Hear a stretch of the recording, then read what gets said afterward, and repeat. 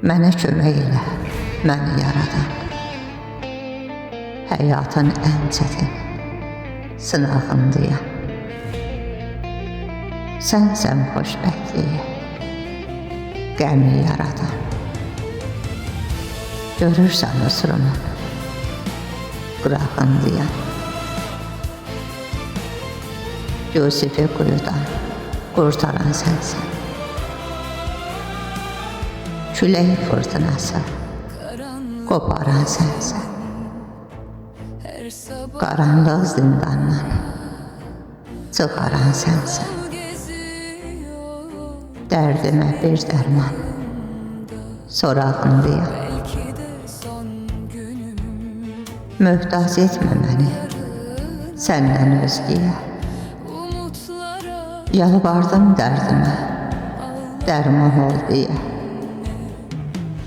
Əl açıb sən bana baxıram göyə.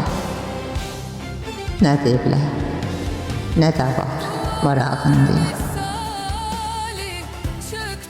Tapıb da çəkilməz çilə dərdimə. Öldürər dərmansız bu həsrət məni. Yıxacaq bu talih, bu qismət məni. Dərdimə bir dərman sorağındayam. Dərdimə bir dərman sorağındayam. Umutlara sarıldım ben, bilsen ne zordayım şimdi. Yanımda olsaydın anne, bugün de ölmedim anne. Umutlara sarıldım ben, bilsen ne zordayım şimdi. Yanımda olsaydın keşke.